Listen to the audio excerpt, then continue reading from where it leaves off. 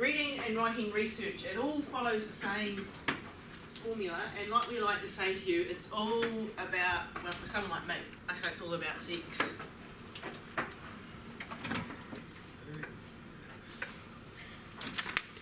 But when we're writing our research, or when we're presenting our research and the report proper, we actually have a set format. So you've learnt one acronym, CRAP. Here's another one that's not as easy to remember, IMRAD. Okay. So if it's not about CRAP, it's about IMRAD. And IMRAD means that you'll find that all of us will write and present our research in this way. And when you're writing reports, your reports will look like this as well. You'll have an introduction, okay? And sometimes that introduction might have a literature review within it. You'll have a methodology methods section, okay? You'll have a results section, finding sections, and a discussion analysis section. So IMRAD, introduction, methodology or methods, results, discussion.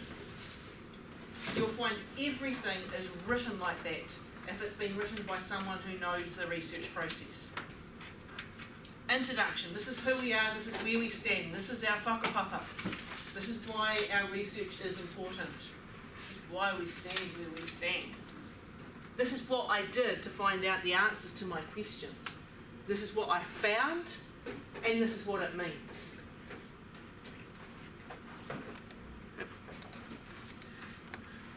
So this guy called Bradford Hill went a bit further and actually said, if you really want to know how the IMRAD works, they're answering these questions. Introduction, why did you start your research in the first place? Why did you even bother to start? You know, my PhD, the reason why, you've heard some of it, you know, my passion was part of it. But when I read the literature, no one had actually done the form of analysis that I was going to do. No one. So, you know, there was a gap that I thought I could fill. Okay? And then methods, what did you do? And you'll find that we require you, when we do reports, I'll always give you a report template. The report template has this on, introductions, methods, results, discussion. It has the same headings on it for you. And often students go to me, well, why do I have to write what I did to find the articles? It's a little bit like you've done with this is how you've found your journal articles. We're actually wanting you to start to be able to tell us how you're doing your research, how you're actually finding your journal articles. You know, we want to actually know that you're able to engage with the services or all the resources we've got for you here at Welty. Results. You know, what did you find out when you did everything? And discussion, what does this all mean? What does this all mean? Now you can see the mess of my masters when it's got 2 or 3 different sections and everything. How confusing it must have been for the markers, how confusing it was for me, how confusing it was for everyone involved, including my pool participants. Oh, I have to go back one. So you'll find that the introduction, the why do you start section, will always have these things in. The introduction will always tell you the aim or the purpose of the study. Now that's what you're looking for if you're wanting to be able to double jeopardy the question. If you find the aim or the purpose, and it'll be written like that, this is the aim of the study, this is the purpose of the study. If it's written like that, then you just take those words off, the aim, the purpose, and you turn the rest into a question. Okay, so that's your double jeopardy hint, the aim and purpose words. What previous research has been done in this area? What's the whakapapa? What's my whakapapa as a researcher? And it's actually really, you know, when you get into the higher levels, and, you know, already I can see PhDs in this room if you choose to do a PhD. And a PhD, you need to be able to say yours is really unique. So in order to make it unique means you actually have to read everything. So when I do a search on the EBSCO, I get 2,000 results for my keywords in my research question. Then I've got to read the whole lot, whether I want to or not. You don't. But I do need to be able to say, I've read everything, here's the gap. And the gap is where your study will always fit. The method section, the what did you do section, answers those questions that actually this group came up with anyway, but this is all about the methods. Who, what, when, where, how, and why. Who am I researching? What did I do to research? When did I actually do it? Where did I do it? How did I do it? Why did I do it? I'm going to tell people what the type of research was, whether it was qualitative, quantitative, or mixed. I may even use the word evaluation if I'm doing a program evaluation. I'm going to tell you what I collected, the information. I'm going to tell you how I collected it. It really is a recipe section. And it's written in that way, often not with bullet points anymore though, it's written in long sentences. It's written in that way so Wendy can go, in 3 years' time, you're going to now do a PhD, and you want to do it on a similar topic, but you want to see whether my findings were right. So you'll take my methodology section and you'll follow it step by step by step. If you get the same findings, then that shows that my study was good. It also shows that your study is good as well, in that way, because they both agree with each other. You'll tell us how you'll analyse it. You'll say what your limitations are for your study. Like if I was doing a research study in the BYD, I would actually go, well, one of the limitations is I can't actually apply the findings of the BYD to all the other courses in this school. It's only about this group. It's not about everyone. That's a limitation. That doesn't mean my research is bad. It means I know that my research can only tell one story. And I'm actually going to talk about what I've done about ethics as well. And I would really encourage you that even though we talked about those 3 principles, informed consent, no harm and confidentiality, that you also want to think ethically about how you're using knowledge. Okay? And the results section, the what did you find? I'm going to tell you a little bit about my participants. The 2 women in my, because I interviewed just 2 women, so that might be experiences of a woman in New Zealand prison system. I already know a limitation is it really is the experience of 2 women in the New Zealand prison system, not the experience of every woman. But I know I've got some really rich history about them. I know, and the stories were quite big. But one of them was in, well, both of them were actually in for financial fraud, at the time serving time for financial fraud. None of them were in the Wellington region.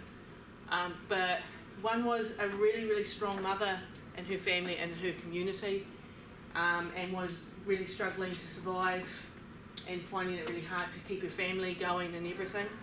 And the other one had never ever been married in her life. She was in her 50s and just made a mistake. So you've got a little bit of their story, a little bit of who they are. BYD students in this year group in a different area. Numbers, if I'm using numbers in my analysis, I'm actually going to put statistics in. I'm going to put charts in. I'm going to put graphs and tables. Pictures. Reporting quantitative findings is quite easy because I don't have to do lots of typing. I just put a table in and write what's on the table and that's it. When I'm using qualitative research, I'm going to actually have quotes. Lots of quotes. So my master's with the interviews with the woman is full of these quotes. And they're really powerful. I could tell you that a theme of my master's is for women, prison both desexualises them and dehumanises them. What do I mean by that? It takes the feeling of being human away from them, and it takes the feeling of being a woman away from them. Now that's just my theme, but if I gave you a quote, and I won't be quoting this word by word, but I'll give you a quote that one of my participants would have said to me. It did say in her sort of words, as soon as I arrived, I was given a number. No one spoke to me with my name. They only called me a number.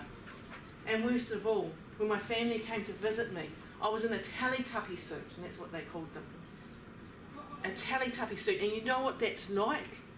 It has a hole here so I can go to the toilet, because the suit is what the men wear.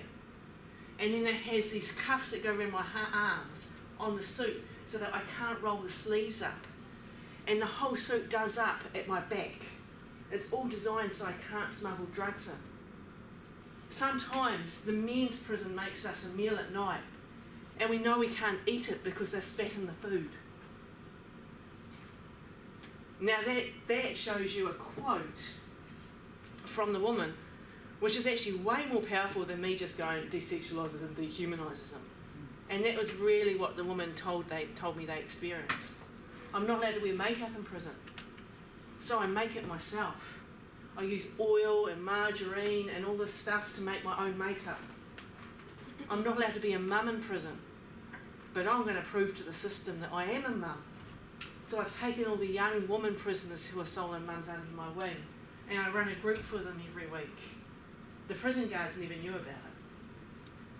But I wanted to be proud that I was a mum, and I wanted them to be proud that I was a mum too. That they were mums too. That's a lot more powerful, you know. And our quantitative people with the graphs in there, they will go, it's really, really powerful to be able to put a graph up there, and you've got, I haven't got a whiteboard anymore, and the smart board's not wanting to work, but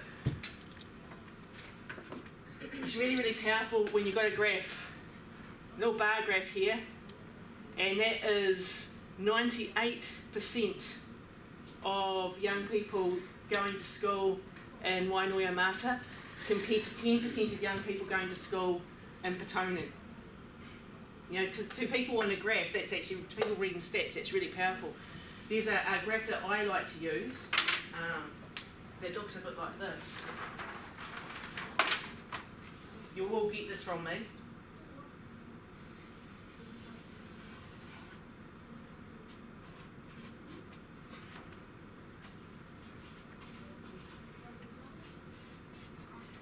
You'll actually get the proper graph from me. And here's my graph for the day. It's a lovely line graph. Down the bottom here we've got rate.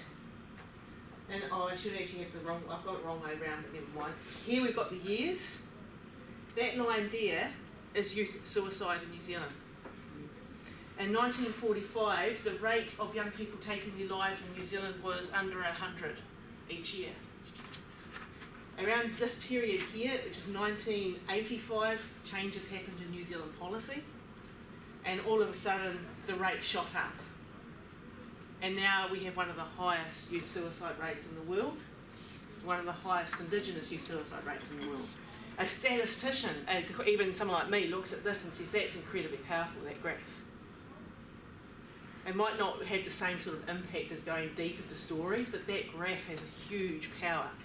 And you'll see this graph when we go into the third year, because I use it to teach into understanding that suicide is actually not an individual issue, it's a society issue. When changes happen in our society, then that can impact our young people. And we can see that through quantitative data. We can't see that through stories. The stories just give us that richness of actually understanding experience. In both reports, you'll always have words that describe. So I'm not just going to show you a graph and say that's youth suicide. I've told you the story of that graph. Here it is, 1935. Here it is, 1995. When I give you that quote, I'm still telling you a story behind that quote. I'm telling you what that quote's saying. So these words that we're typing around them. The discussion section repeats the key findings. It doesn't repeat all the words. It just says, you know, as seen in the findings section, the key experience of the prison system is dehumanisation. And then it might actually also mention some minor findings. And the minor ones are like things that we might be able to point up that we didn't have a lot of data on. Say for youth suicide, we might say, well, it climbed dramatically in 1986. We did not have enough data to analyse poverty, but it seems that this might have been one of the implications that came through on the policy changes. Further research should be done here. Possible explanations will be given. The analysis discussion section actually answers the question why. Why did we find what we found? For my couple of wahine in prison, my analysis went all over the place because I'd marked my question up, no question in the first place. But my analysis section the analysis often will go back to the literature review to find out why. And what I found in my literature review was that females, theoretically, have never been seen to be proper criminals. When a woman is a criminal, they are either mad or very bad. And you think about even young girls and bullying, we talk about them as mad and bad. Whereas guys act out. Girls don't. Girls are mad and bad. And as such, this prison system has been created entirely with a very Western concept of male criminals. There's not a place at the table for females in that system, and it's a very dysfunctional system indigenously as well.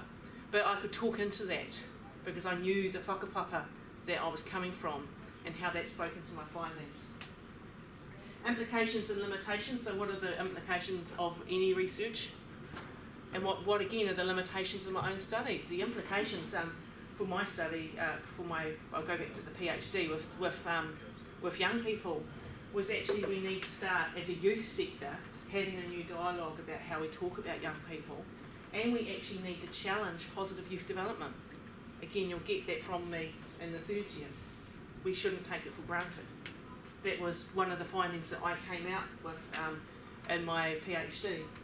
The limitations of my PhD were simply, it was a snapshot in time. A snapshot in time. That was the biggest limitation because I had so much data. And what is the conclusion that you come to out of everything? Okay, so that is the IMRAD. Any questions on IMRAD? What did that RAD stand for? Introduction, methods, results, and discussion. Cool. Just turn that off there.